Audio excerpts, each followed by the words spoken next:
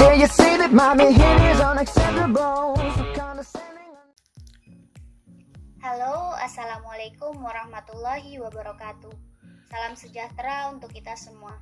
Kami dari kelompok 3 mata kuliah Ekonomi Internasional semester 6 kelas D, Fakultas Ekonomi Syariah, Institut Agama Islam Bunga Bangsa Cirebon, ingin mempresentasikan hasil tugas diskusi kelompok kami yang membahas tentang perdagangan internasional, teori klasik, keunggulan mutlak, dan keunggulan komparatif, yang beranggotakan 4 orang di sini, yaitu Darsini, Demis Francisco, Siti Konaah, dan saya sendiri, Merian Diana. Oke, langsung saja. Sekarang kita simak materi yang pertama akan dijelaskan oleh saya sendiri, Merian Diana. Perdagangan internasional adalah proses pertukaran barang dan jasa antara dua negara atau lebih untuk mendapatkan laba atau keuntungan. Asumsi teori klasik. Asumsi teori klasik sendiri terdiri dari 4 asumsi. Yang pertama, hanya ada 2 barang yang diperdagangkan dan yang berdagang 2 orang. Yang kedua, teknologi, biaya produksi, dan ongkos transportasi diabaikan. Yang ketiga, mobilitas faktor produksi tetap dan distribusi pendapatan tetap. Dan yang terakhir, transaksi dilakukan secara barter. Selanjutnya akan dibacakan oleh saya Darsini materi yang kedua, keunggulan mutlak Adam Smith tahun 1723 sampai dengan tahun 1790. Teori ini dikemukakan oleh Adam Smith yang menyatakan bahwa perdagangan antara dua negara dan dua jenis barang akan terjadi apabila masing-masing negara mempunyai kekuatan dalam memproduksi barang tertentu. Ada 4 pandangan Adam Smith. Yang pertama, kemakmuran suatu barang ditentukan oleh GDP dan sumbangan perdagangan internasional terhadap pembentukan GDP tersebut. Kedua, intervensi pemerintah harus dikurangi sehingga tercipta perdagangan bebas yang disebut free trade. Yang ketiga, free trade akan menimbulkan persaingan yang semakin ketat dan mendorong setiap negara untuk berspesialisasi dan terjadi pembagian kerja internasional yang berdasarkan kepada keunggulan mutlak. Yang keempat, spesialisasi dan pembagian kerja meningkatkan produktivitas dan efisiensi sehingga GDP naik dengan perdagangan internasional. Selanjutnya, contoh ilustrasi teori keunggulan mutlak dengan biaya yang sama dan jam kerja yang sama. Di sini ada 2 negara, yaitu Indonesia dan India. Di sini kedua negara tersebut sama-sama menghasilkan 2 produk yang berbeda, yaitu beras dan tekstil. Untuk beras, Indonesia menghasilkan 100 kg, sedangkan India menghasilkan 30 kg. Maka di sini Indonesia lebih unggul pada produk beras, yakni 100 kg berbanding 30 kg dari India. Untuk tekstil, Indonesia menghasilkan 40 meter, sedangkan India menghasilkan 120 meter. Maka di sini India lebih unggul pada produk tekstil, yaitu 120 meter berbanding 40 meter dari Indonesia. Maka jika salah satu negara unggul dibanding negara lain, inilah syarat terjadinya perdagangan internasional dengan teori Adam Smith. Karena masing-masing negara memiliki keunggulan pada produk tertentu.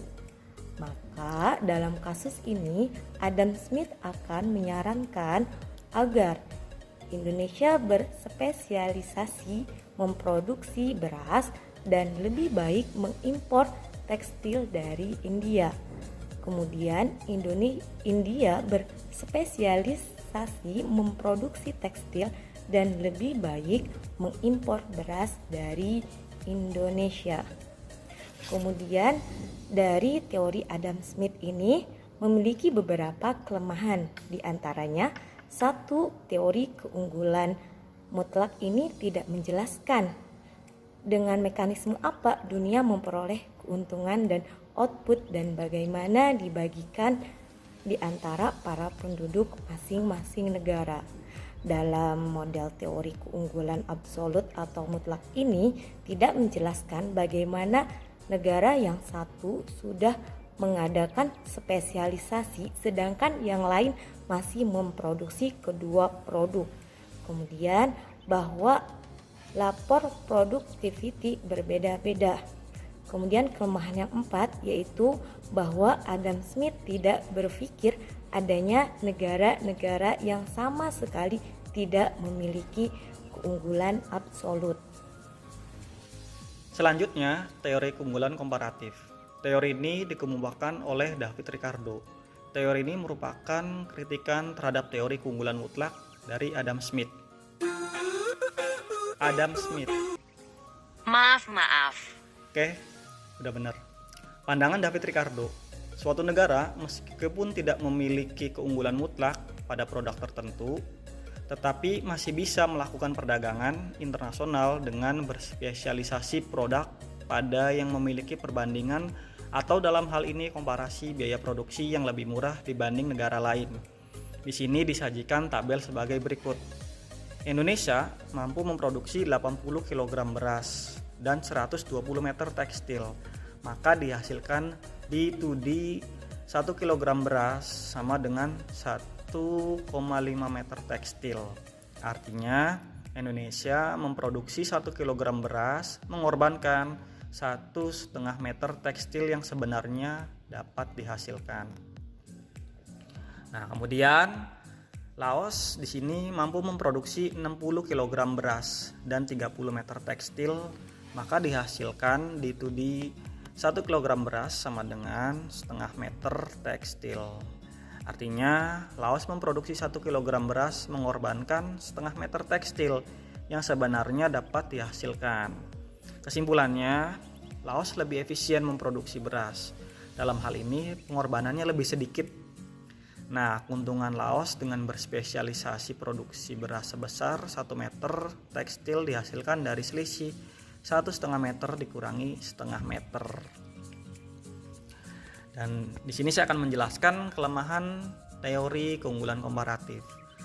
Pertama, tidak dapat menjelaskan mengapa terdapat perbedaan fungsi produksi antara dua negara. Kemudian, kelebihan dari teori keunggulan komparatif, perdagangan internasional antar dua negara tetap dapat terjadi apabila walaupun hanya satu negara yang memiliki keunggulan absolut, asalkan masing-masing dari negara tersebut memiliki perbedaan dalam cost comparative advantage atau production comparative advantage. Kesimpulannya, perdagangan internasional adalah proses pertukaran barang dan jasa antar dua negara atau lebih untuk mendapatkan laba atau keuntungan. Perdagangan internasional itu terjadi karena adanya perbedaan keunggulan antara negara yang berdagang antar satu negara dengan negara yang lain. Kemudian ada dua keunggulan dalam perdagangan internasional, yaitu keunggulan mutlak dan keunggulan komparatif. Dan keunggulan inilah yang melahirkan adanya teori keunggulan mutlak dan teori keunggulan komparatif. Demikian presentasi dari kelompok kami. Semoga materi dan apa yang kami sampaikan ini bermanfaat untuk kita semua, dan kita terbuka untuk diskusi pada video ini. Selanjutnya kami berempat undur diri. Wabillahi taufiq wal hidayah. Wassalamualaikum warahmatullahi wabarakatuh.